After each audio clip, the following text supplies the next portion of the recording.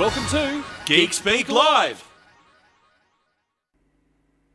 Hello, Geek Speakers, it's Todd and Wade! my co-host with the most, the awesome Ginger Ninja. Oh, stop. Tell you what, buddy, that beard's getting awfully long. I'm thinking I'm gonna go for the, maybe Ned Kelly first. It's not quite blonde or white. It's this really faded red. It's interesting, that's what it is. It's one fucking word for it. I just saw the man eat pizza with it. There's pepperoni bits in there for later on, I think. I've got the cookie duster keeping stuff for later on as well. I tell you what, tonight's episode, not sponsored by La Taste Pizza Toowoomba, but they fed us tonight, and I tell you what, 2 thumbs up. That Absolutely. if you are in Toowoomba City, Queensland, and you're looking to support a great local small business during these COVID-19 strange times, La Taste Pizza on Ruffin Street, 2 thumbs up, amazing meal. The friendliest of staff, and I tell you what, they bend over backwards to make sure customers walk away happy. So 2 thumbs up. And a big thank you to Kaboom Comics for allowing us to film here in the shop. My evil twin, Todd, that runs Kaboom.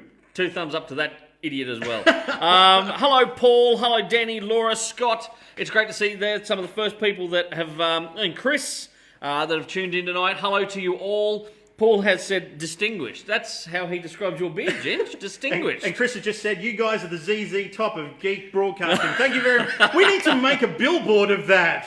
They're not long enough or wide enough yet, Chris, but... We'll get our comics and we'll just spin them around like they did the guitars. I like it. Ginge, what do you got to kick it off with tonight? Hey, do you remember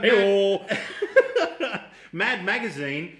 Who you know, the physical copy isn't around anymore. No, they have canned that. DC did that late last year. But do you remember Spy vs. Spy? Yes, I was a big fan of Spy vs. Spy. Spy vs. Spy was one spy dressed all in white versus another spy dressed all in black. Obviously, the one in white was meant to be good. The guy in black was meant to be bad. Or either. Depends on how you take it. The director of Dodgeball is working on a live-action version of the film. Oh, you know what? When I first heard it, I went, I don't know if you could do that, but after thinking about it, I thought that sounds pretty cool. Did they not do a Spy vs. Spy movie that was loosely kind of based on that already?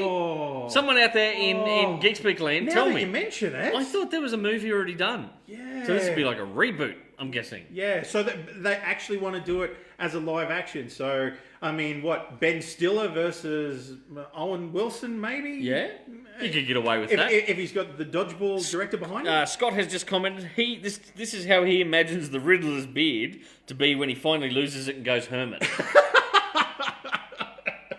I could see that. What I need to do... a big, a question mark What I was thinking, I need to grow it longer and then do the question... Ooh. Should we you've got enough gel at home to be able to do it. Should we fucking dare him in a couple of months? We might have to Photoshop it a little bit at the time being. What else? I was going to talk about Space Jam 2 now has an official title, and they've actually released the logo thanks to LeBron James. After years of... Look, I've even got notes tonight. Look at this. Proper professional. This is like our radio days. We used to have notes for our radio show. After years of rumours, a follow-up to the beloved 1996 live-action/animation hybrid, Space Jam, as we all know, is finally coming through the pipeline, dude. That's so cool. It is set to come out July 2021. That's nearly 25 years after the original. Now, LeBron James is serving as a producer and also the main star of the movie. He's headlining a human cast that also includes Don Cheadle, as well as several of today's biggest basketball stars. Wow. Right? Okay. The film will, of course, also feature the Looney Tunes in animation style. Production commenced last summer during the NBA off-season, and on his official Instagram post, LeBron James shared a short video of himself wearing the Space Jam 2 cap, which showed the logo. Yes, the big A through the ring. And it also confirmed the film's called Space Jam: A New Legacy. That's the... Are you a fan of Space Jam? I went and saw Space Jam in cinemas, so when you said 25 years ago, I thought, hang on, it can't be that... It's that long ago. I tell you what, I was a bit of a fan, because I loved the Looney Tunes, right?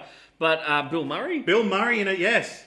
How good would it be if he made a cameo back in it again? Yeah. Who'd like to see Bill Murray in it? Yes, and Wayne Knight from... Yeah, Newman. I like Wayne Knight. Yeah. He's a great actor. Bronte has just said Space Jam, give me the feels. Yeah, Bronte. I think any kid that grew up in the 90s Yeah. has got a soft spot for that movie. Yes. And even kids after that, because it was still very popular on home video and DVD. And of course, my nieces and nephews watched it. We grew up watching reruns of it. So Space Jam 2, can't wait. That'll be, what I say, July 2021. Interesting. Have you seen the people that do the cosplay of the Space Jam characters? No. There's one girl in particular that does the Babs with the Toons jersey on. Yeah. She looked just like the character. Really? Just like the character. Not as hot as Jessica Rabbit, though? Did you ever find Bugs Bunny attractive when he put on a dress and played a girl bunny? No. No, neither did I. I just asking. Yeah, really? You're going to not tell me the... Hello, Danny said absolutely love Space Jam. Yep, fantastic movie. Tell us, Jason Gibbs is... Hello, Gibbo. It's former Geek Speak writer, and hey, dude. He's a local Toowoomba celebrity. He's a sports editor for our local paper. So if you ever see a red-headed bloke reporting on the sport... It's go not up, me, it's another person. Different. His beard's not as long as yours. Go up and say g'day to Geeky Gibbo. He's a massive Spider-Man guy, and if he's ever wearing shorts, you'll see the Spider-Man tat on his leg. That's how dedicated he is to Spider-Man. Scott's watching at home. He says he still has a few of the Tarzos from the chips from back then. The Space Jam Tarzos. Oh shit! Oh, the little Yeah, people held onto those for years, thinking those things were going to be super collectible, and they're not. I'm pretty sure I've still got it. I'm sure I had one. Did they all have the Velcro on the back of it? Or I was it don't only know. the special ones. Or did your mum? Scott, tell us. Did your mum put Velcro on the back so you didn't lose it? Just so you could stick it to your shirt. Hi, John. John's tuned in to watch. G'day. Hey, man. What else you got? I've got some other news here. Gibbo has just commented. Space Jam, one of the greatest sports movies of all time, says the sports editor. Oh, yeah, you're right. That's a big call, though. Better than Field of Dreams. Yes, Better than the Sandlot Better kids? than Caddyshack? Better than the Sandlot kids? Happy Madison? Fucking what now? Happy Gilmore. Happy Gilmore. Happy Madison's the name of the production company. Happy Gilmore. I fucking love Happy Gilmore, man. Just tapping in. Scotch just said the Rarities had the Velcro. Oh, there you go. I can go back and find it. You've got a rare. Oh my god. G'day to Brad, who's just tuned in as well. Now, I want to get into some nitty-gritty stuff. All right. Jason Blum. Do you say Jason Blum or Bloom? Well, it's Bloomhouse. Bloom, so we'll say Jason Bloom. Yep. He has come out and said, now he's the guy who produced The Invisible Man, that new version. Yes. He's in charge of all the Bloomhouse movies. I've been told is quite a rapey film. Don't be like that. No, they reckon it's very... Well, someone you know said they were going to take their kid to go watch it, and you said, whoa. Yeah, maybe watch the trailer first. He's actually a copper in town, a good mate, and he was like, the young fella wants to go see it, I might take him to watch it. Because he thought it was like the old monster movies, yeah, the Universal monsters. He's a big fan of the Universal stuff. His son is, anyway. And so he said, I might take him along, dad and son kind of outing. I went, mate, watch the trailer. I brought it up on the shop computer, said, watch the trailer. He's like watching the next one, he's like, yeah, I'm not taking the boy to see that. That's like when you went and saw Bad Grandpa. And Bad Santa, sorry. And halfway through the movie, what happened? It wasn't even halfway. It was a certain scene where a girl is on Santa's lap doing something. And what happened? This grandfather and his grandkids have just got up and he's just grabbed them and out they went. Oh, goodness me. But anyway, one of not the best. What, Gibbo? What's not the best? Don't you like... Space Jam, is he saying Space Jam's one of the best? Not the best sports movie. You're not picking on was it Happy Gilmore? Happy Gilmore. Happy Madison. Happy Madison. I can't believe I said that. Anyway, I say Jason Blum. Yes. Jason Blum. He estimates that Marvel movies and other big budget productions won't resume filming until 2021 due to this current pandemic. Wow. Okay. Right? So on the production side, countless film and television shoots have been suspended, and there's no clear idea when they're going to pick that up again. Marvel Studios has found itself struggling along with the rest of the industry, particularly where productions are concerned, because its latest film, Black Widow, was meant to be open this weekend. Yes. It was also meant to be Free Comic Book Day this weekend, and that all got shit canned because of COVID-19. So boo, COVID-19, you fucking fun killer. Anyway, it's got bumped to November. So Black Widow won't be out in cinemas till November. That's a big bump. Damn. That change also pushed Marvel's Phase 4 slate back. Additionally, Shang-Chi and the Legend of the Ten Rings production is currently shut down. That had started production, but it's been shut. Okay. The television stuff for Marvel's been pushed. Falcon and the Winter Soldier was slated for an August release, and it was only weeks away from shooting being finished, and they had to suspend it. While WandaVision and Loki had more work to do as well before the shutdown happened. So all that stuff that all us geeks have been anxiously waiting on from Marvel fucking Studios as part of the Disney Plus streaming service, all delayed, the whole lot of it. So that really, really sucks. Hey, you were talking about Free Comic Book Day this weekend. Because it's been postponed, a group of guys have put together what they're calling the Alt Free Comic Book Days. Over the next 2 days, they'll be streaming panels with different artists and creators like Kevin Eastman, Marv Wolfman, Sandy Carpenter, who's from Storm King Comics. If you want to check it out, it's at ALT, so Alt FCD, freecomicbookday.com.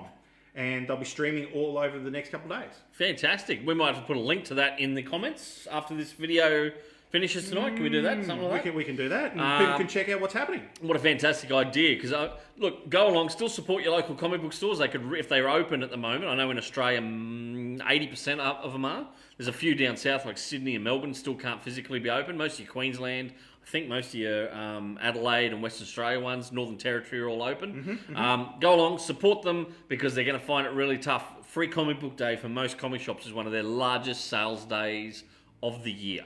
All right, so that actually sets them up for the rest of the year for the budgeting costs and everything else. So they're going to be feeling that this year. Go along, support your local comic book store, buy some stuff that you normally wouldn't read, or grab a bargain, a statue, a coffee cup.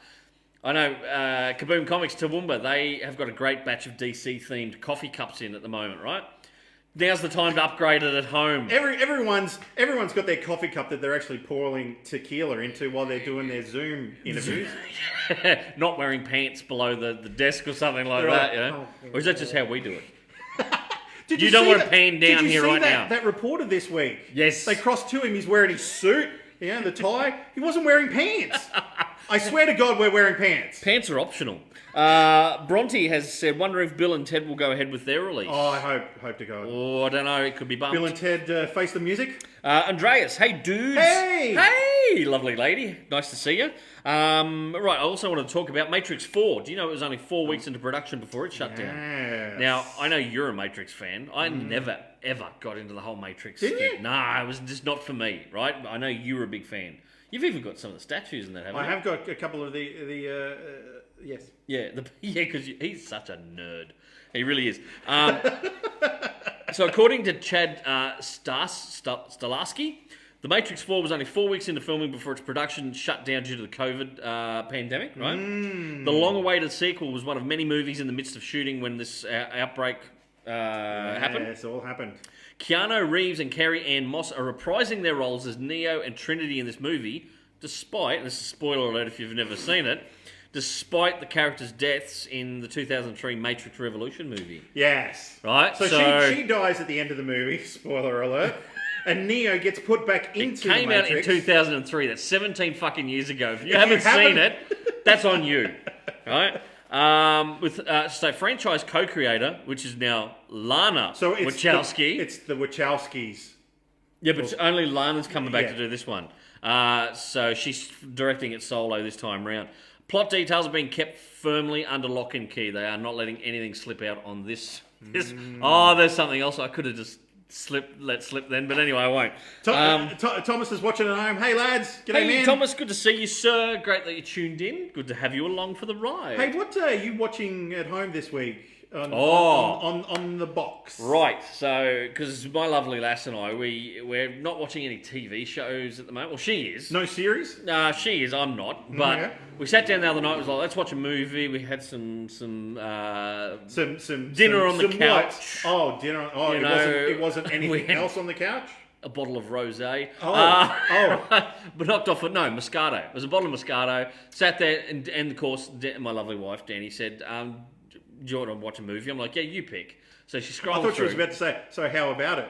And, then, and that was referring to watching a movie. This is a whole nother story, Ginge. No, the lovely lady said, I said, well, you pick. So she scrolled through and she said, have you ever seen this movie called Simply Irresistible with Sarah Michelle Gellar? And I went, no, but you had me at Sarah Michelle Gellar. And it's the name of a fantastic Robert Palmer song, right? Simply Irresistible. So you're thinking that she's either A, killing vampires, or killing women playing guitars in the back of a music film. Possibly. Yeah, okay. Turns out it was like a 2019, but somewhere between 99 and 2001 is when this movie came out. I can't remember the exact date. Okay. But anyway, she was still playing Buffy at the time, right? This movie came out, and is it Sean Patrick Flannery? Yes. That's the actor's name? The guy who used to play Indiana Jones. Yes. The young Indiana Jones Chronicles. Yes, that's him. So And he's also from the Boondock Saints. He's the romantic lead in this, I might right? have to watch this At now. the very start of it, the guy out of Suits, the main guy who plays Harvey, right? Okay. Who I have always said should be a fucking Bruce Wayne in a TV or cinematic universe. Yeah. He looks awesome as... He's just got that Bruce Wayne look to him. Okay. Anyway, he has a very brief cameo at the start of the movie because Danny's gone, that's the guy from Suits. I went, oh shit, it is too. But anyway, movie's Simply Irresistible. It's a rom-com, right? That's how it was sold to me. Okay. Romantic comedy, rom-com. Okay. Do tell. It is the most weird-ass fucking rom-com I've ever seen. It has a magic crab in it. Hang on, what now? Right? They actually, it's like she becomes a bit like a witch because she's not a great cook. She's running a little tiny restaurant in New York or whatever. And so this guy at the beginning of the movie, this real creepy weird guy, goes, these crabs are for you. She goes, oh, I don't cook with crab. He's like, oh, you should buy them. They're for you. And this crab bites Sean Patrick Flannery or whatever on the leg and everything else. And she takes him back to the restaurant. One escapes, and it's the magic crab that sits up, covered by a lettuce leaf, watching out over the kitchen, right? And so she's suddenly, because she's like really going, oh, you know, she's a bit down, but then she starts throwing herself into the cooking. The food goes amazing. The restaurant starts going amazing. Old mate comes to eat there because he's suddenly drawn to her. Amanda Pete's in it as well. Oh, what? She plays a bitch. Anyway, so he starts eating the food, and it's like this is the most amazing food. I can't believe it. And of course, then other things happen. It's like little bits of magic all the way along. But it boils down. None of this would have happened if it wasn't for the magic fucking crab, right? It's the trippiest fucking rom-com I've ever seen. Simply irresistible. What kind of drugs were you on when you were watching this? Look, no drugs at all. Seriously, it was just Do you know what? Though? I got to the end of it. Denny goes, "What did you think of it?" I went, "I didn't hate it. Right? I didn't hate it, but it was a weird movie." Laura's watching at home. She's gone, what?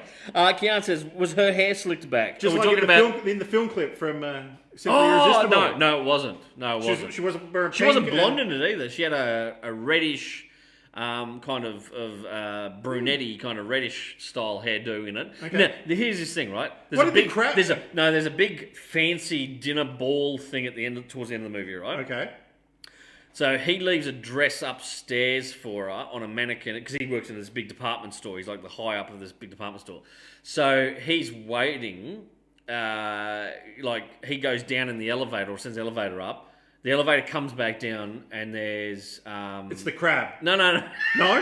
The crab no. But it's a different dress or something, and he turns around and she's suddenly already there, but she's gone from having just a normal hairdo. She's got this fucking princess with a tiara hair. I'm like, that is the quick... Any chick who can dress that quick and have her hair done by herself, right? That shit ain't real. But, right? Well, maybe the crab turned into a fairy godmother, because this thing seems like Maybe Cinderella. there's some cut scenes in it, I don't know. But I actually looked to the beautiful wife and said, that's bullshit, right? Out of the entire thing, the magic crab... Her hair changed, there was no hairstylist. Where the fuck did she get the tiara from? Out of everything, that was the most unbelievable part of the movie? Yeah, fuck them. I can believe a magic crab can make me cook amazing food. But the fact that this woman changed like that and had her hair done in a princess style with a tiara, I call bullshit. Oh, God. Right? So that's what I watched this week, and... Then I thought, I've got to redeem myself and watch something geeky. So last night, the beautiful last night, I was sitting on the couch, and she said, what do you want to watch? And I said, well, I'm just going to look, and I had a look through Netflix to come up with some superhero stuff. First one that popped up, a movie that came out in 2006. Oh. You and I have not seen it since we went to the cinema to watch it. I remember at the time being very disappointed with it and going, oh... right, and picking the movie apart. Can you guess what that movie is? Oh, I think I can guess what this movie is. Right? If I did this to you, if I went.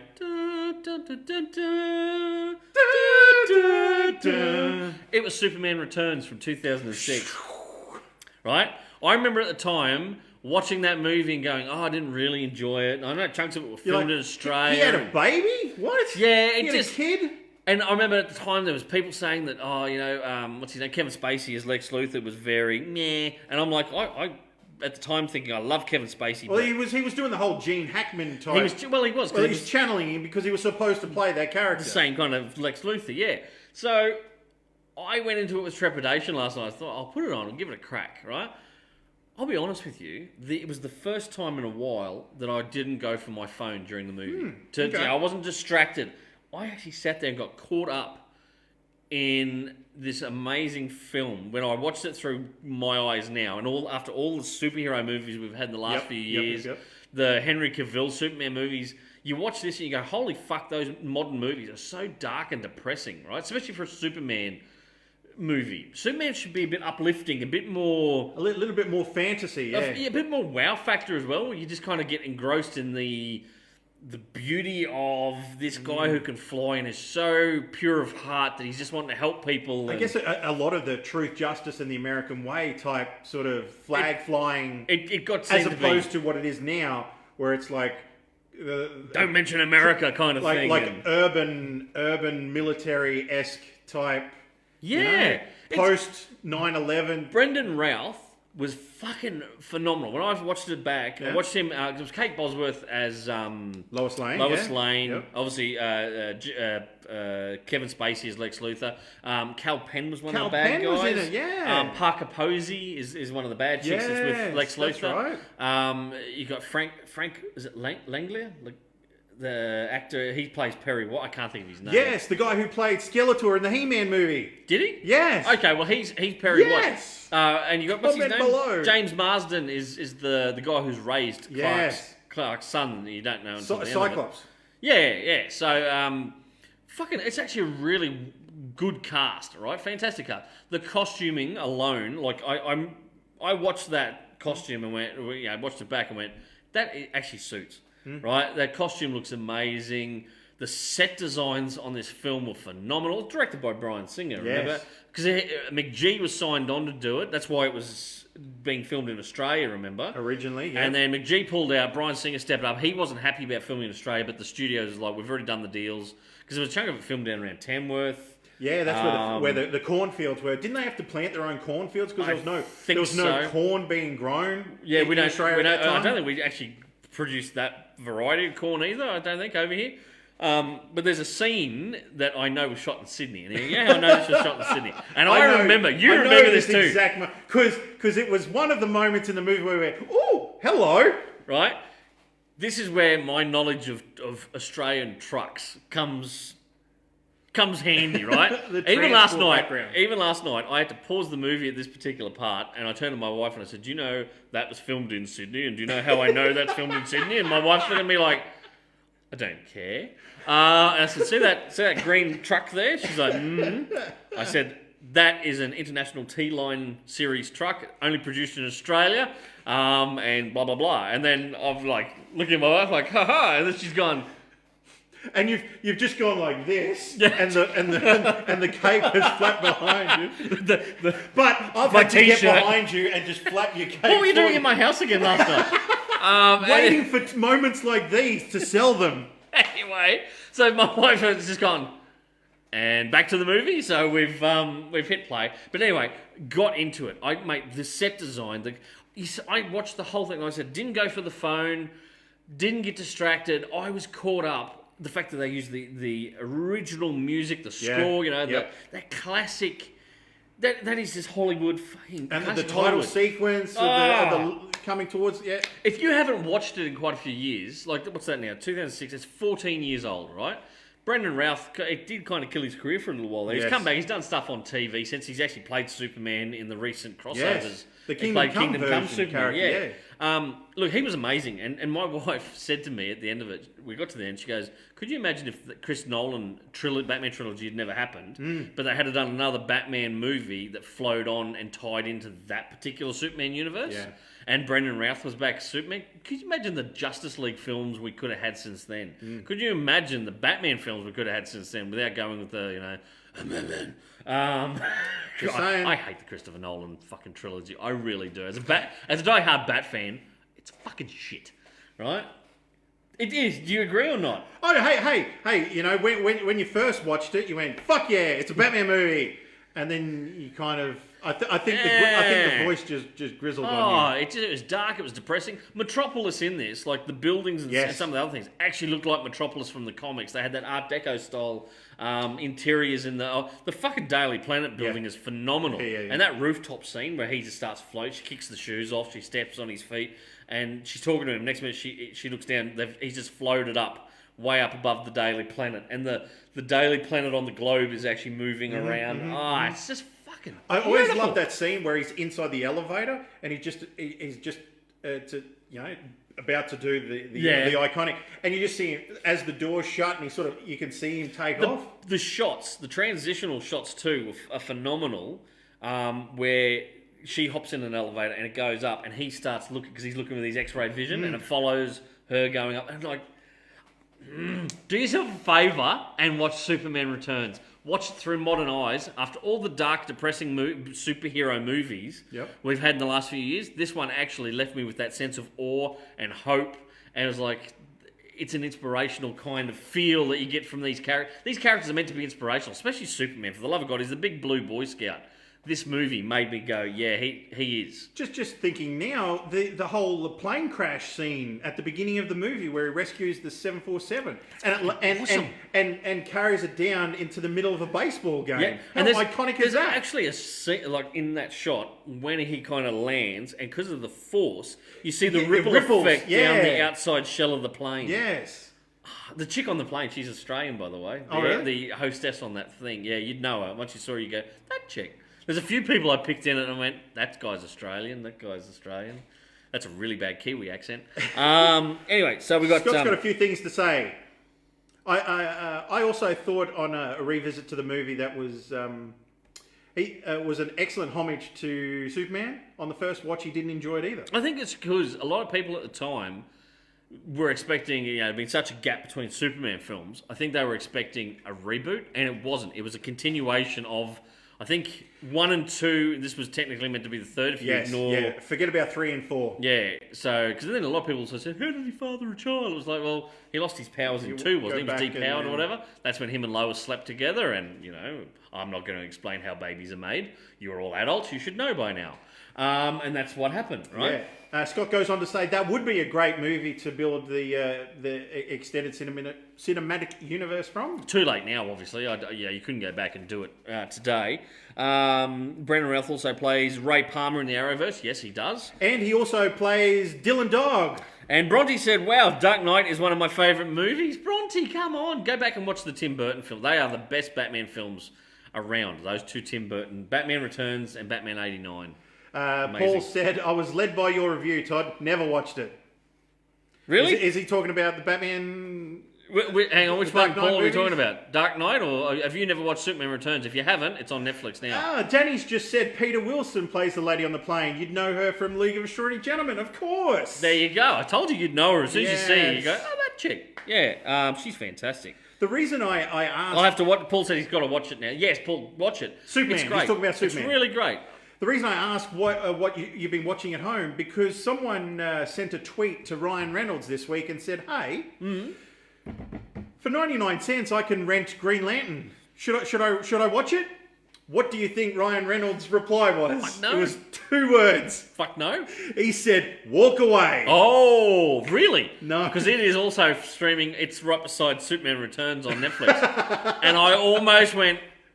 Green Lantern or Superman Returns? Glad I chose Superman Returns. Yep. I actually am one of those people in the boat of I don't completely hate the Ryan Reynolds Green Lantern film. I don't hate it. I hate the mask because at the time, instead of just wearing a fucking latex mask on his yep. face. Oh no, we're going to do it in post. And we're going to do it digitally. Yep. We'll CGI it, right? Which would have cost a fucking arm and a leg, and it looks shit. Him as Hal Jordan, I actually didn't mind. Blake Lively that's where they met. I was about to say, he can't hate that movie so much. Apparently that's he where does, they met. but that's where he met his beautiful wife. So there's got to be an upside to that. He did say that he couldn't get hired for anything after that movie, but he got his wife out of it. So. Can I just say too that she's on my Hollywood hot list. Blake Lively, I love. Have you ever watched is that the tunnel that we're going to end up going down on this episode? No. I was just going to say, have you ever watched The Age of Adeline? No. Adeline. Fucking awesome film. Harrison Ford doesn't mumble as much in that, I don't think. Yeah. The penitent man. Penitent. Neil. I love it when you do that. I really do. Scott's gone, Danny Bailey. I really loved that movie. Which one, Scott? League of Extraordinary Gentlemen.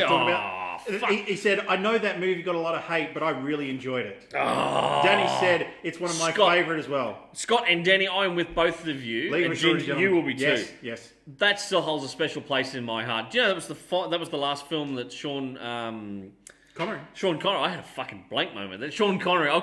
He just after that film, and I think even when the film was starting, he was starting to exhibit signs of dementia, like Alzheimer's and stuff. It's all over.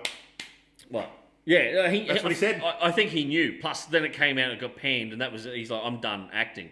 It got to a stage only a couple of years ago where he can't be out on his own. Like, I think he's now living in don't quote me, I think he was like in New York or something, and he's got constant care because his mind is so gone now. Because someone said, why hasn't Sean Connery made anything? Like, surely he could come back out of retirement and do the odd cameo and that.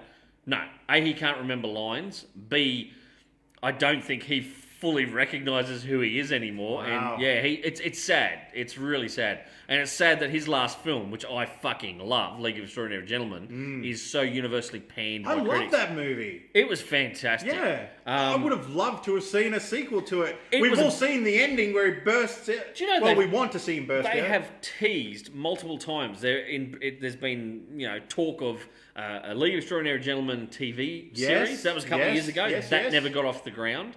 I think only 12 months ago it was come up again that now that AT&T own Time Warner and DC Comics and all that, it was again, should we do something with League of Extraordinary Gentlemen? I don't think we're going to see it. I just don't think this thing's ever going to... I would love to see it come back, even as a TV show. How cool? Because we almost kind of have a version of it, which is Penny Dreadful. Because you look at Penny Dreadful, you've already got Mina Harker, you've got...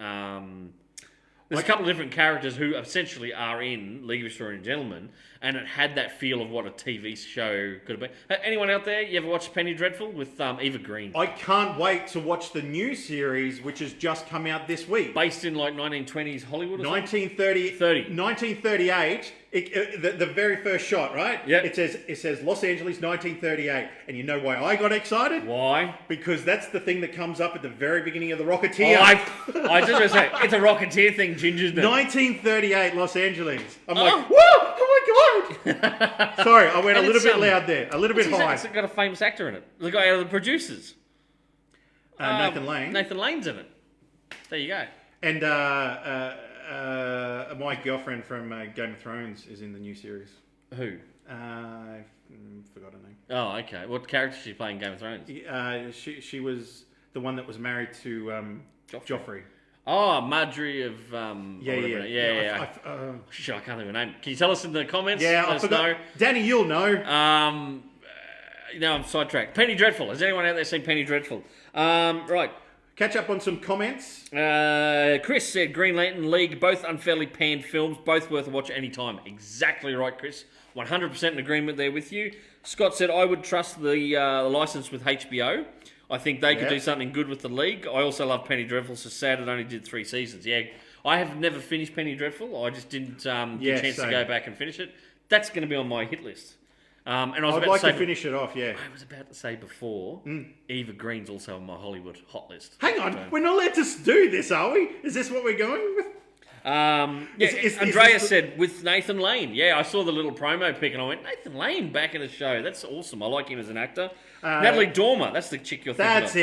Thank you, Chris and Bronte, for bringing that up for him. Now he knows her name. Yeah, sorry. Yeah. Natalie Dormer. Natalie's my other girlfriend. Just pop that in your noggin there, Ginge. Yep. I probably should know her name. Kian's gone Age of Adeline is one of her favourites as well. It's an awesome film. I really think she's a talented actress, Blake Lively. I had to have a think of... I haven't seen the shark one she did that was filmed here in Australia because I don't like sharks. So I'm not going to watch that movie. Danny said, I enjoyed Green Lantern. It has its faults, but is redeemed with Ryan Reynolds and Blake Lively. Dead right. Absolutely dead right.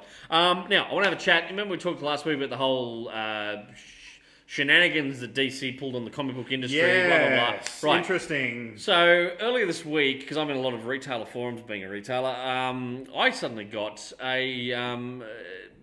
Steve Jeppy, the owner of Diamond Comics, has started following my store. Okay. I'd hit like on a few pro-Diamond comments in retailer forums that other people have put up. Suddenly, Steve Jeppy starts, following me on Twitter, and then I got an invite to watch a video, and I caught the tail end of it. By the time I got to work the other morning, because it was nighttime in the US, and I caught the tail end of it, then waited for him to put the video back up, and it was like a Zoom interview with a guy who runs a online channel over there. Okay. Steve Jeppy, the owner of Diamond Comics Distributors, and a bunch of some of the big, well-known comic book retail shop owners in America. And so they put some of the hard questions to him, and he answered pretty much everything. He was very upfront, and I tell you what, a lot of people are down on Diamond, right? And don't get me wrong, most comic shops have issues with shipping, sometimes damages, stuff like that. But this guy, he's 70 years of age, and he is so fucking passionate about the comic book industry, it's phenomenal, right? And even he said, he goes, look, they've been telling us for the last 20 years comics are going to die. He said comics are going to be around for a long time yet. He's disappointed with what DC have done, but he's working around it, he's working with it. When they said, how do you feel about DC letting these two of your biggest accounts? He said, look, I was disappointed. Those guys are still great accounts. We want to work with them. We don't want to, cut them off to spite them or anything. He said, I was disappointed with the way things turned out. He said, but I look at it this way. He said, competition will make us pick our game up even more. Oh, good. He actually let slip a few ideas that they're working on, which I'm sitting there going, things like this, it's like in wartime. Great innovation happens. When there's a massive, worldwide issue. Yep. Good, smart people will come up with new ways to do things. And that's what's happening there at Diamond Comics at the moment. They're really working on some stuff. Shipping is going to kick back in, or new releases kick back in the 20th of May at the moment, unless there's any hold-ups in the States with the government or whatever else. So comics are going to be back, new release comics by the end of the month.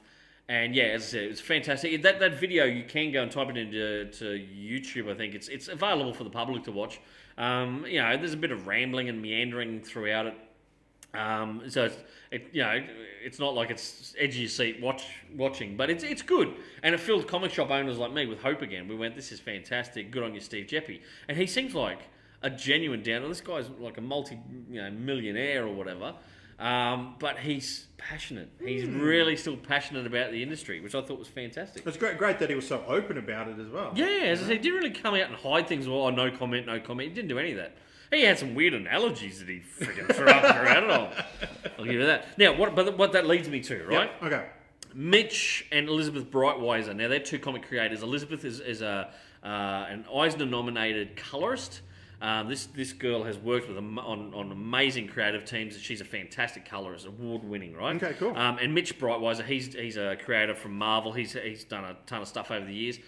Now, they were seen as, because they were pro-Republican, Mitch got essentially, for want of a better term, blacklisted by the comics industry after Donald Trump come to power, right? All because he'd done a piece congratulating the president at the time because he was a Republican.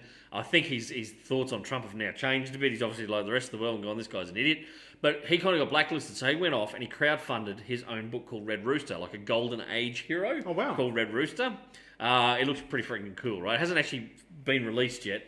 But what he did, he then spun that with other creators, and he kicked off a thing called, and it's also with an Arkansas businessman, and the thing is called Allegiance Arts and Entertainment, right? They have been working behind the scenes to get comics, their own brand of comics, into Walmarts across America. Oh, wow. Right, so here we go. Now, so DC Comics has had considerable success getting comics in the last 2 years into Walmart, right? With their DC Giants that were produced originally just for Walmart. Now the direct market shops can get them. Okay. And Marvel also joined in with, they had a three pack of comics. So it'd be leftover comics popped in a pack, sealed with a little bit of artwork on the thing. Cool. And they were selling them in that. But these guys have come along and have really shaken it up. They have worked with Walmart. They're going to have these beautiful end cap displays. So not just thrown on a shelf.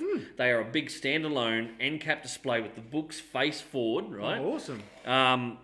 And they are going to be in over 3,000 stores, Walmart stores across America, not Canada, only America to begin with, right? So that's 70% of all Walmarts are going to carry these range of comics, right? There's 4 launch titles, and they're all priced at $4.98 US, right? Now, the 4 books are Nora's Saga, which is written by Blake Northcott. Now, she's an upcoming writer. Her stuff is phenomenal, Blake. It's illustrated by Kelsey Shannon. There's another book called The Futurists, written by Patrick Stiles with pencils by legendary creator Butch Geiss. Bass Reeves. You ever heard of Bass? Now, well, you should have. No idea who you're talking about. Bass Reeves is a character in fiction. He was also in the inspiration for that young African-American guy in Watchmen, the TV series. Remember the black hooded sheriff in the old black and white film that the kids watching in the theatre when Kansas is getting bombed? Yep. Right? That was Bass Reeves. Okay. So they've done a comic book series called Bass Reeves, written by Kevin Griveau, I think that's how you pronounce it, with pencils and inks by David Williams, and then Red Rooster, written by Mark Pellegrini, with pencils by Mitch Brightweiser and colours by Elizabeth. Right? Those books were all crowdfunded on Indiegogo.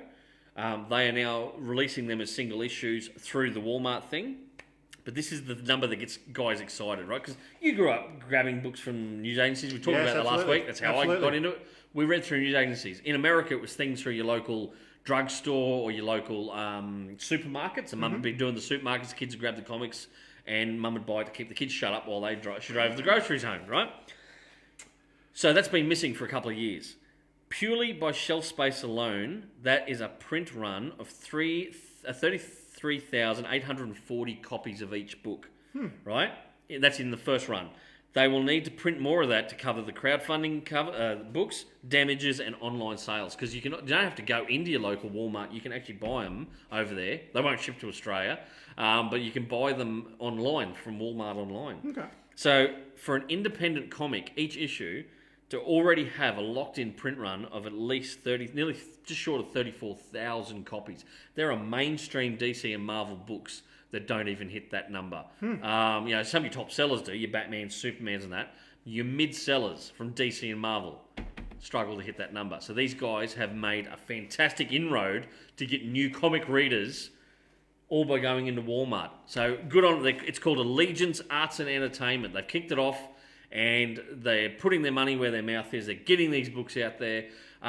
Fingers crossed. I'm actually, I just become friends with Mitch Brightweiser on Facebook today. I'm going to send him a message in the next couple of days and see if there's a way we can work out to somehow get some of these books into Australia. Because I love that idea. I think what a fantastic idea. I've read about these books individually, and mate, they sound friggin' amazing. Oh, cool. So, yeah, The Futurists is set in like 1866. And I said, straight away, as soon as I said Golden Age kind of character called Red Rooster, that old action adventure kind of superhero, your ears picked up. I can see that. Good. So there you go. That's a bit of news for you. Natalie Dormer's just followed me on Instagram.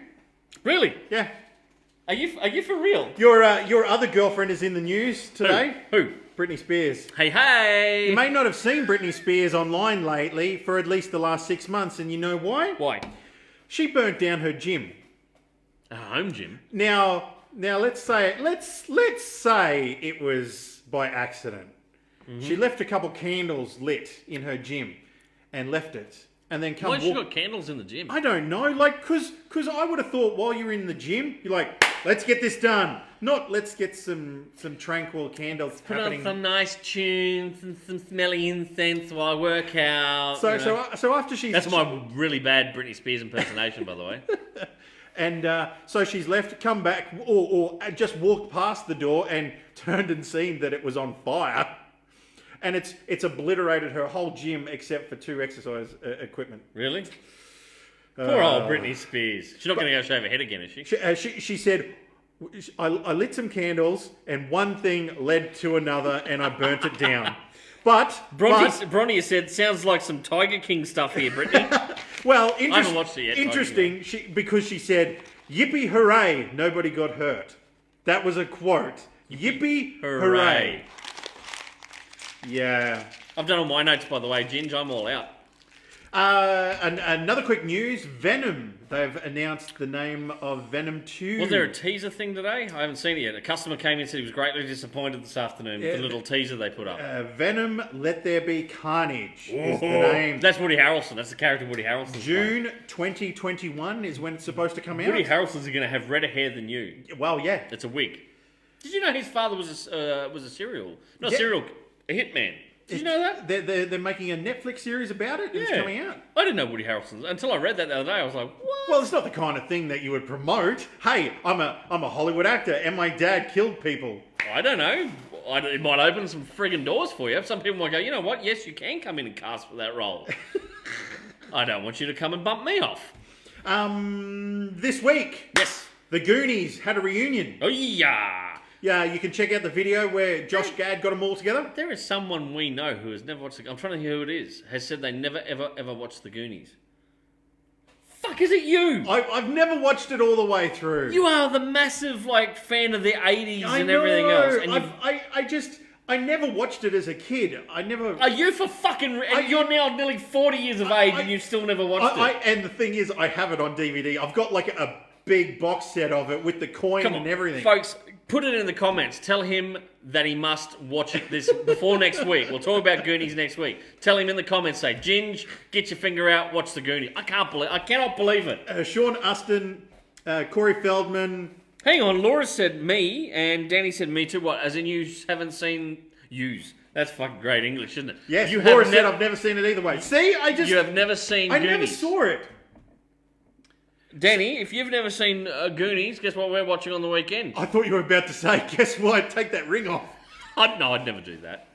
Cyndi Lauper, Chris Columbus, who was the writer who went on to direct Home Alone. Yep. Steven Spielberg joined in on the chat, and even director Richard Donner joined in. Ah, fantastic. They reenacted some of the scenes from the movie. Because the kid that's in that played Dada in Ki Kwan. Yeah, Ki Kwan. in Indiana Jones. Yeah. Well, that was the Indiana Jones movie where Dan Aykroyd made a cameo. Temple of Doom. He's at the airport. He's the British officer, isn't exactly. he? With a horrible British accent. During the making of Goonies, Harrison Ford rocked up to the set and visited, along with Clint Eastwood. Did he rock up? Good job. Too many children. But do it again. Too many children. I'm a penitent man. Neil. Too many children. Clint Eastwood even rocked up to the set, and he walked up after... Keaton's never watched it. What the fuck is going on in the world? All you people. What year were you all born? Seriously, you can't have been kids of the 80s if you haven't watched Goonies. You never grew up watching Goonies. Clint Eastwood rocked up and watched the mayhem that was happening with all the kids. He walked up to Richard Donner and said, mate, have you ever thought about going back to acting? Oh, really? It's a really good, feel-good video to yeah. Even without... I have seen some of the movie. I just haven't seen the ending of it. Right. Yeah. Sure. Okay. Right. Fuck, I thought I knew him, hey. Sad. Ginge, what else you got from me? Hey, so we've been talking about how movies and Universal Studios aren't going to be sending their cinema releases. Okay, so Universal Pictures released the new Trolls Worldwide. Hang on, I think it's the second movie. We just need to stop. Paul said that we need to learn how to do the truffle shuffle. Oh yes, Paul, we should do that. I'm not doing it now, but maybe you should film a little bit and post it in the comments, Paul, of you doing the truffle shuffle. That's a challenge. Truffle shuffle! Film it and post it in the comments. Sorry, back to Universal Studios. Right, so Universal Studios had Trolls Worldwide, I think it's called, right? Yes. It was their second Trolls movie, yes. Right? Now, the first one, I've never seen it, but apparently it was a hit. Like, a lot of kids loved it. Parents went along to the cinemas to watch it with the kids. It's one of those typical school holiday movies. Mm-hmm. They make money for the studios. That's why they keep pumping them out, right? So, COVID-19 happens. Obviously, movie theatres worldwide are shut. Now, one of the big chains in America is AMC. You've also got Regent Theatres over there, I think it is another big chain. So, Universal, instead of holding the line like every other studio has and bumping their release date, Universal went, we're going to do VOD, video on demand. We're going to release it, right? So they did, and AMC went, fuck you, Universal. We're going to boycott future Universal movies, right? Which is a big fucking gamble. Yes. They've got some big films coming out later this year that you're going to go, shit, we really should probably be making money off that. But they've gone, no, we're going to boycott it. Regent turned around within the same day and then had to come out and go, we didn't know AMC was doing it, but we stand with them. They've turned around and gone, fuck you, Universal, as well. We're not going to show you your films in the cinema. We don't like Fast and Furious anyway. Yeah, because that's the big one. That's a money maker. Say what you will about the Fast and Furious franchise, it makes money. So both these big theatre chains throughout America have gone, we're not going to show any of your films for the rest of the year, kind of thing, right? Universal shot back at them and said, we made more money in 2 weeks with video on demand release of Trolls worldwide than the first Trolls film did in 2 months in the cinemas. Right? Now, you kind of got to look at it and go, yeah, but some of those numbers are going to be because you've got so many people stuck at home with kids that can't do anything else, who really need entertainment. So, of course, they're going to pay the whatever the fee was to watch Trolls at home, right? Trolls worldwide. But still, oh boy, what a shot across the bow that back is to the movie theatres. Then, as we mentioned last week, Warner Brothers have already said their own polling shows 90% of people have said they're not ready to go back to movie theatres. Yep. Right, which is also why friggin' they are weighing up their options going forward as to, do we start offering more movies video on demand, right? Yep. And not worry so much about upsetting the theatre chains if people are willing to spend it. This could potentially be, in the next year or two, the frigging final shot in the foot, final nail in the coffin for movie theatres. I mean, here in Toowoomba City, we've only got one chain here in Toowoomba City, which is Event Cinemas, right? Yes. Birch Carroll and Coyle. They own the 2 cinemas in town, right? They are just undertaking a multi-million-dollar redevelopment of the one at our major shopping centre. It's getting a brand new VMAX experience. Yes. It's one of the, what was that, something? 4K or whatever. Yeah, it's not a gold-class cinema, but it's probably a step below. But anyway, so we're not the only one. Other parts of Australia, they're doing big renovations at the moment in anticipation of people, getting people back into cinemas. This could be what kills them. If movie studios go, you know what, we can cut out the middleman, go straight to the fucking consumer, and we're getting more of that income. Yes. Right? We're not beholden to worldwide release. Oh, we can't release it in Australia until we do it in England or whatever else. If they just go, worldwide, digital day and date release, boom, there you go. Think of the money. It's scary, but if you're one of those people who loves going to your local cinema, when they reopen after COVID-19, get your butt in there and support them, because they're going to need it, aren't they? Keaton's gone, bring back drive-ins. Do you see that the drive-in in Brisbane is opening this weekend? Opening back up. Yes. Laura said, yes, bring back the drive-in. Astorma's doing major construction. Yes, that's right, Laura. Bronte just said that. Yeah, that big new one up at Grand Central, that's going to be a humdinger when it's all done. I bring up the reason for this because for the first time in its 93 years, the Oscars are now accepting submissions for films that have never been screened in a cinema. So we could send some of our films in, Ginger. Well, technically, yeah. Because Todd and Wade go to the Oscars. Because the deal was that if you ever wanted to be nominated, you had to be in a cinema in Los Angeles for at least 7 days consecutive before you could even be thought of being nominated. Todd's just seen a photo that's been sent to us privately. It's not for public viewing, but thank you, Paul, for that horrible image of you doing the truffle shuffle. Guess who's not going to sleep tonight? So I can only imagine what is going to happen in the years coming, where Netflix movies don't need to be screened in a cinema once to you be nominated. You do it once, like you say, for this year. You've opened. That's a precedent is set. Yeah. Netflix, any of these other streaming services come on board. They're all going to sit there. Amazon will be another one. They'll all go, well, we don't need to show it in a cinema now for so many weeks or whatever. No. Bada bing, bada boom. Our movies like your Six Underground, The Extraction. Well, last year Netflix had to run The Irishman, Roma, and Two Popes in cinemas just to get them nominated. To be eligible. Yeah. And there was a kick up, there was a stink about that too, because a lot of diehards in the movie industry in Hollywood don't class them as proper films. But it is. It's a film. Like when I say it's a film, yeah, it might not be on proper. It's a movie. It's a movie. It is still a movie, and they are cinematic. They're not. You don't release them in cinemas. Home cinemas, does that count? But you know what I mean? Like if you took that image and projected onto a white wall, it's a movie. It's a film. That's what some people do at home. I don't understand, just because it didn't go to a cinema, it's not considered a film. You know? It's just a form of snobbery that really pisses me off. It's like Martin Scorsese coming out and having a dig at Marvel movies that they're not real movies. They are. Those people still rock up and put in. They're playing characters. That some of it's fucking deep and heavy. Some of the Marvel stuff, and you look and go, how can you sit there and say they're not real movies? Like, I mean, don't get me wrong. I'm a Scorsese fan, right? The Irishman was a bit long and a bit boring, but the man can still make some great fucking films. But to say that's a slap in the face to a lot of people who work very, very hard on those productions. So there's this form of snobbery that just it irks me. Anything else you got for me? Well, would you like to be in the next Jurassic World movie? No, because I fucking, this. I hate the Jurassic Park movies. Well, I hate dinosaurs. For $10, you can buy 10 tickets to go into the draw to be eaten by a dinosaur in the next Jurassic movie. Are you going to do it? Well, I don't know. It's 10 American dollars, so that's a lot of money.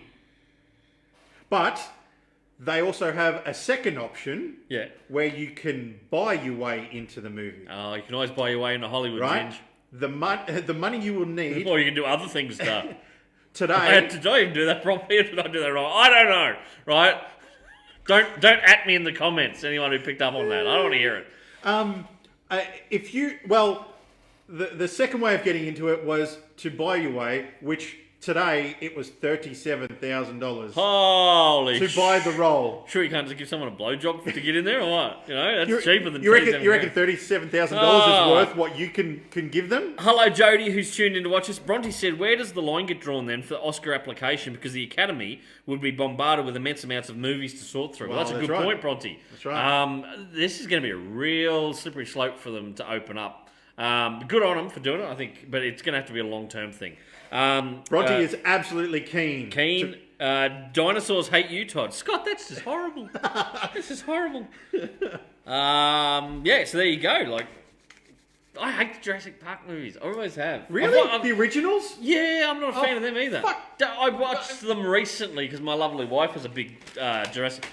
She has a thing for Sam Neill. You can stick with your And Jeff, Goonies. she I will loves stick with Jurassic Park. She loves Sam Neill. She loves Jeff Goldblum. And then when it comes to the new one, I think she's a bit of a got the hots for what's his name, Chris Pratt, in them. So of course I've watched them. I had to watch them. Yeah. And I sit there and watch them and go, yeah.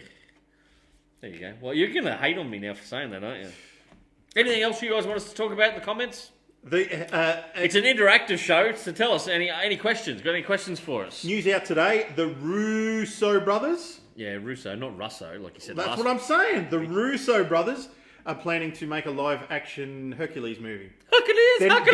They're not going to direct it. Live action, so for Disney. For Disney. Oh, so it's a remake of the animated one, but in like this is what shits me when they say, "Oh, we did Lion King as a live action." You didn't train monkeys to ride fucking Razorbacks, so it's bullshit. It's fucking CGI. It's not live action at all, right? And we. How good was Aladdin? Fuck off with Aladdin. God, I hated that film. I really did. Some historical news from the movie world. How's it historical then? Well, John Belushi. Yes, John Belushi. John Belushi. It's come out today that apparently the night that he died, that day he was on the set of Star Trek II, The Wrath of Khan. Oh, was he? Allegedly, he was on the set because he wanted to perfect his Shatner impersonation. Oh, because he did a great Shatner on Saturday Night Live. So apparently he was there all day and all night to just pick up on his mannerisms and stuff like that. Yeah.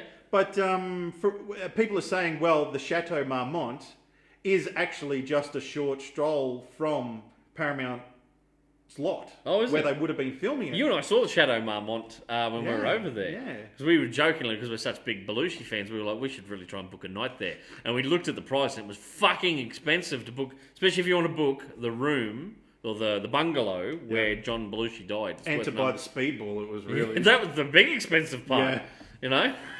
And apparently... And Dan Aykroyd charges by the hour to come along and just kind of ID you.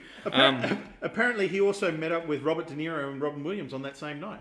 Yeah, because Robin Williams was really into drugs. Apparently, he even told him to cut back that night. He's like, "Yeah, John, you're doing too much." That's saying something come from Robin Williams. How amazing would it have been to have seen another impersonation of William Shatner on Saturday Night Live. I miss John Belushi. He was just at the beginning of he could have still been making great movies today. It's really hard to believe that we're at the age where he was when he passed away. Yeah. Actually, I think we're older than that. Yeah. Yeah. I just... Bronte said, have you guys seen Extraction yet? Very, very impressed with the movie. I haven't. It's on the list to watch. Good. Bronte, can I ask, were you impressed because, it's Chris Hemsworth? Everyone loves a bit of Hemsworth, apparently. Someone was saying... Does he get his shirt off, Bronte? Does he? There's a couple of explanations. Not that I'm asking, because I know someone... Oh, don't be like that. Someone here likes to see Chris Hemsworth. Andrea said The Lion King was terrible.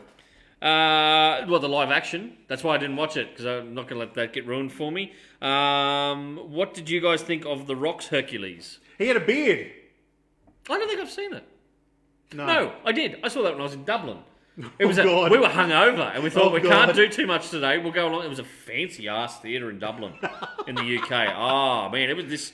I shouldn't say in the UK. It's not in Dublin in Ireland. It's a wonderful story. Anyway, we were hungover as all fuck, and that movie just came out. We watched it, and I remember watching it going, that wasn't half bad. Yeah? Yeah, so I have seen it. I didn't mind it, Scott. Andreas has said Extraction was good. Once again, Andreas, I'll ask you, is it because Chris Hemsworth, does he take his shirt off? And will Ginge get really excited? And do I need to have a spray bottle of cold water to spray at him? Bronte said Hemsworth didn't hurt the movie. That was a very very political way to answer that question. Is it set up that I thought I heard someone say this week it could potentially be spun into multiple films? Well, it's interesting because I saw a couple of videos that have said franchises. This is the explanation of the ending of the movie. So is the ending ambiguous? Does it need explanation? Is it androgynous? All right, David Bowie. David Bowie. Space control to Major Tom. As long as you don't start doing a bit of Freddie Mercury, because I hate it when you pop those false teeth in there and you let your teeth fall. Scares the fuck out of me when he rocks up in my window at night time. He's got the shirt ripped open, he's got his false teeth in like fucking Freddie Mercury. But what I really fucking hate is when you think I'm playing Barry Gibb from the Bee Gees. So not Freddie Mercury. Yeah, I yell out and I go, do Saturday Night Fever. I'm fucking Freddie Mercury. I started a joke. I'm going to have a heart attack on here. Bronte said, spoiler alert, yes, it is left on a cliffhanger. Oh, he's nowhere near androgynous. No, Andreas, I know he's not. He's just like the both of us. Chris Hemsworth is all man. He's Aussie. Yeah. You know? He's a real man. Liam, on the other hand, he's a bit of a puss, isn't he? No, he's a good-looking dude, but he's a bit of a puss. God, he needs to step up. All that crap he let Miley Cyrus put him through. God, it sounds like I've been reading the old girly magazines. The camera needs to whip around. Welcome to Entertainment Tonight. Well, all that Liam, doesn't he need to get his finger out and slap that Miley in the face? Oh, she's a bitch. Right, any other questions for us before I get booted off air? Just quickly. He's the sensitive brother. Is that what it is, Scott? What about there's the other brother who was in Westworld? The fat Hemsworth. But no, that's Barry Hemsworth who owns the car yard. No, seriously though, what's his name? He's the older brother. I just nicknamed him the fat Hemsworth because he's not as fit and buff as the other guys. Scott just said, I came prepared this time. Question. With the DC EU currently all over the shop, yet somehow still intending on going forward despite ousting half the cast, where do you imagine they will start in regard to Green Lantern Corps? Origin story with Jordan taking the helm or an already established Corps, utilising one of the later Lanterns such as Stewart, Gardner, Rayner or even Basil Cruz. Oh, Scott, you love to throw us humdingers, don't you? I love it. Right. I'm doing the... Right. Is it Owen Hemsworth? Owen Hemsworth? No, it's not Owen Hemsworth. Someone Google it and tell us. The other Hemsworth. Scott's question. Getting to Scott's question. Scott, yes. Right. Apparently, Tom Cruise was in talks, serious talks, to play Hal Jordan in a Green Lantern live-action film where he would train up the new recruit, which was to be played by... he's an African-American actor who was in one of the Fast and Furious movies.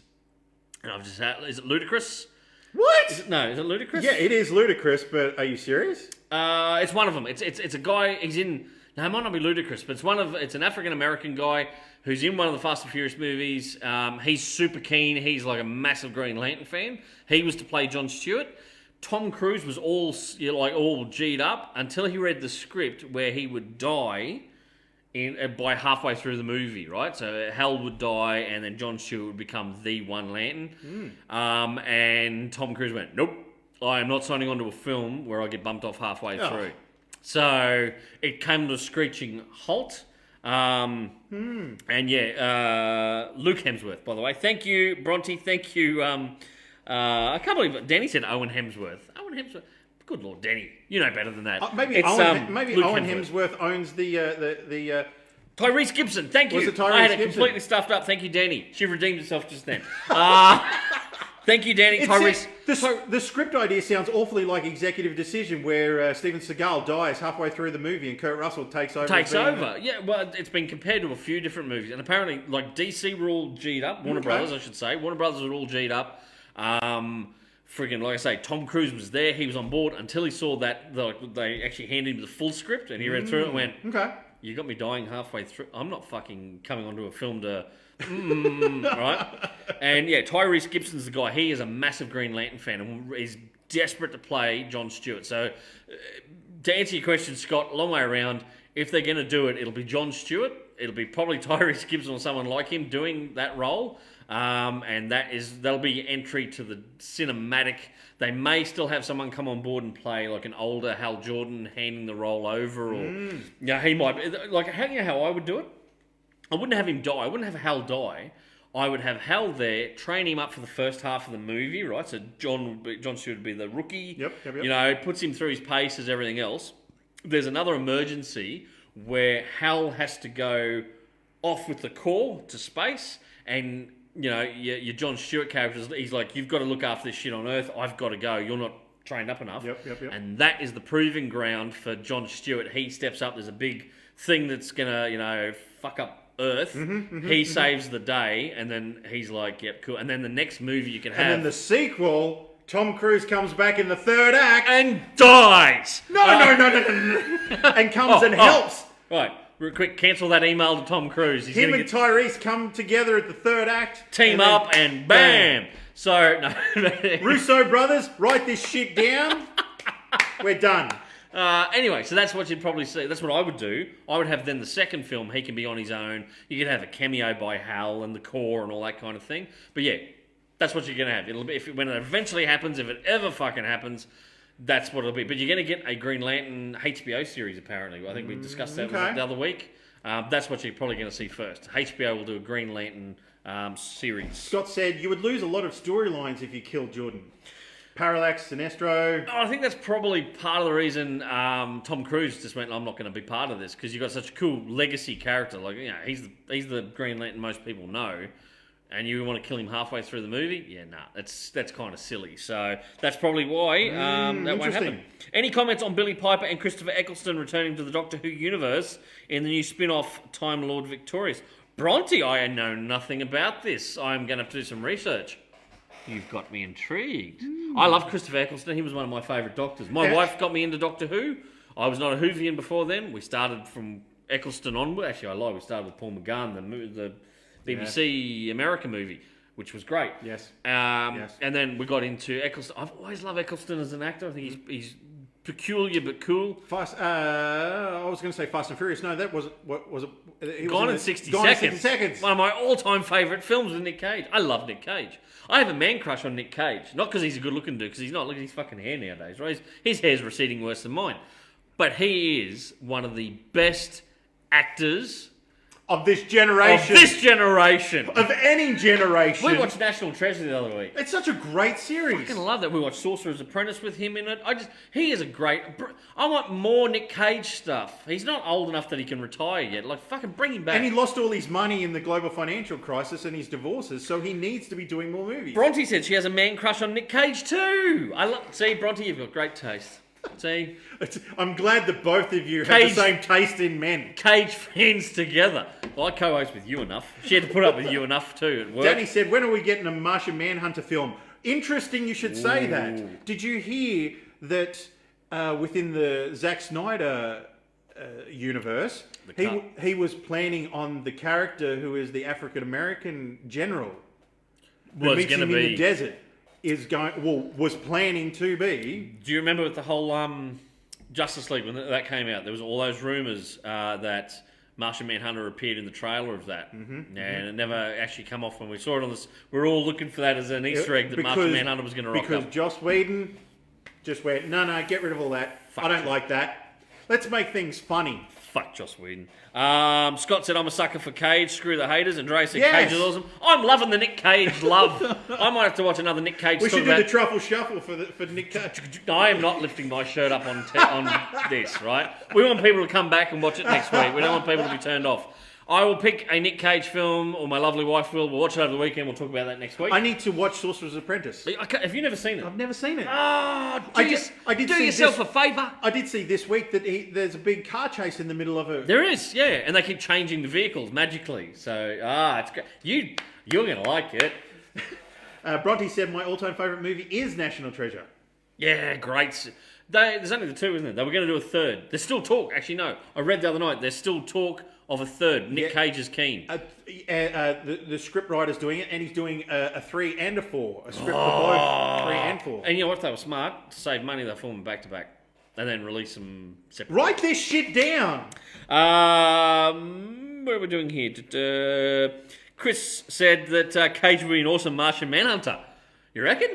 I love him, but I don't know whether he can pull off Martian Manhunter, mate. I still want to see an animated movie version of... Oh, Scott has actually said, put him in a hero role again, make him Dr. Fate or Zatanna's father. Yeah? I could see him as Zatanna's father. That would be phenomenal. I think that'd be great. And you know who I'd love to see him come back as? Actually, I know what my Nick Cage film's going to be. It's going to be the first Ghost Rider. I'm going to watch that this coming week. That's what I'm going to watch. That was a great movie. And the second one still had good moments, but it was fucking trippy. Especially if you had to watch it in 3D. Bring him back and let him do another Ghost Rider film. I really want to see the animated Tim Burton Superman with him in it. Bronte said, is there really? Don't break my heart. I need more National Treasure. Yes, I believe they're they working are on 3 and 4. They're working on the scripts. Laura said the same thing. Another National Treasure would be cool. Yes. Totally agree with you. That would be a fantastic... It's a franchise you've already got built. Add to it. You can really expand it. And I can't think of the young guy in it. That is his sidekick. I know who you're talking about. Yeah. He's done fuck all since then. So you throw him, go, mate, we'll give you a check for 30 grand. He'll be there. He'll film it. Right? And if he 30 might be a lot. If anyone is ever watching this that is an executive producer or is a friend of Nick Cage or is Nick Cage, I'll do it for 20. Right? I'll come and act on it. Act as what? Is Fluffer? Yeah. Scott Okay. just said Brendan Fraser and Nick Cage, 2 actors I absolutely love and never understood the Same. I'm a a Brendan Fraser fan, but Absolutely. have you seen him nowadays? The guy is certainly no leading man. Well, He had a lot of medical issues, like bad injuries on different sets. He then started training because he kept, his agent, I think it was, kept saying, you're not going to land the leading role mans unless you fucking pump up. So he did. He went too quick, too fast there, and caused himself. more injuries. And then because he couldn't do his stuff, he blew out. Like he packed on the weight. Too many cookies at home on the couch, I think. Fucking pity food. don't be like that. What? I'm serious. Like I'm not being nasty. I'm just saying it as it is. He's not a leading man physique anymore. So Danny said, is there an animated version? No, but there should be. We would love to see an animated movie of Superman Lives. Let Tim Burton direct it. Yep. Let Tim Burton direct it. Nick Cage voice it. I'd be there. All over it like a fat kid on cupcakes. The one thing we were going to talk about last week, and we need to talk about this week... The Saint. Oh, thank God you reminded me about it. Right. Ginge, one of his favourite films is Val Kilmer as the Saint. What year was that? Do you remember? I think it was 1995 or 6. We were in high school. I do remember that. Fantastic film. Val Kilmer, great actor, Yes. right? And he got to play so many different characters. And I think the thing is that Val Kilmer was a character actor inside the body of a leading man. Yes. I think that's the problem with his entire career. I mean, look at Doc Hollywood. Yes. Love it. One of my... Doc Holiday. Holiday, yeah, in Tombstone. Right? Him in that. He was a character actor. I'll be a Huckleberry. I don't think he should have been a leading man per se. He was fantastic in the role. So then a few years ago they were talking about doing a remake. Nothing come of it. Yes. Then the last we heard was Chris Pratt had signed on. There was a script done. Talk was production was going to kick off, I think, late last year. Then it got pushed to early this year. And hey, Chris Pratt probably would have been okay in it. Would have been okay. Okay. But then now Chris Pratt has dropped out. And guess who they replaced him with? Another Chris. Chris Pine has signed up. And I tell you what, as soon as we talked about it the other day, both of us went, yep, perfect. I've watched a few movies with Chris Pine in it recently, and I love the guy acting. I think he's fantastic. So I am G'd up. Apparently it is moving forward. It's going to start pre-production later this year. So we may see it sometime next year, a new version of The Saint. Just imagine the different characters that Who he can played play. him on TV? James Bond. Roger Moore. Roger Moore. Was it Roger Moore as the original Saint? I've never watched any of that. I think it was black and white, was it? I think it was. I know, someone might be able to tell us. Chris said, love The Saint. Kilmer was also really strong in a supporting role in Heat with De Niro and Pacino. Whoa, you got... That's my worst Pacino I've ever fucking done. And Chris has said, you could be my Huckleberry. And now I'm going to do my my De Niro. Imagine there's a mole on my face. Are you talking to me? Are you comparing me to Pacino? That's it. That's all I've got for De Niro. Scott, last question. It's a bit outplayed, having people reprise roles years after their prime, and probably best left in the past. But I heard talks of bringing Michael Keaton back. Oh, I know where you're going with this. Michael Keaton back in some form as an aged Batman. What do you guys think of that? Fuck yes! Oh, literally the table just lifted and the laptop is We're shaking. sitting here like two open pocket knives. We've always said, do Dark Knight Returns. Michael Keaton is at that prime part of his career where he could step back into the role. Yep. He could play a grizzled, aged, cranky old Bruce Wayne / Batman, you cast the right... I reckon Willem Dafoe as an old Joker, the Joker from Dark Knight Returns. Right? Yes. Someone get Hollywood on the blower. Where this shit is running itself. Right, we've cast this, and I would get Tim Burton back to direct because he would give it that Gotham ambiance that we miss. And the real fantasy element that I think those movies are missing. Imagine the fight down in the mud with the mutants, right? Could you imagine Tim Burton's version of the mutants from that? Yeah. Right, the friggin' the street crew kind of thing. Oh, God. Scott, you have left us on such a high note tonight. Asking that, 2 thumbs up, we'd all be for it. It'd be fantastic. His performance in Birdman absolutely showed he can still do it. The Founder. Did you watch The Founder? The Founder is an amazing movie. The Vulture, when he played the Vulture in Spider-Man, you know? Yes. Fuck, he can play bad guys really, really good. I love him. Michael Keaton, one of my all-time favourite actors. So excited right now. I think I need to go have a cold spell. I think that's where we'll probably wrap it up. We've done my shitty fucking... my bad Al Pacino, my really bad De Niro. Ground control to Major Tom. We hope you've enjoyed the show. Make sure you tune in next week. And by the way, Scott, who just asked that question, I've got to do a home... You'll come with me again. We're doing another home delivery tonight, Scott. You'll see our grinning Everyone mugs. round to Scott's place. Yeah, come around to Scott's place. It's the after party. We'll all get out there. We'll all sing Ground Control to Major Tom out the front. So, Scott, you'll see these laughing mugs soon. Everyone else, tune in next week to see the co-host with the most. Wake Hobson. On the Pots and Pans. I've been your host, Todd Bailey. Stay geeky. See you next week. Bye.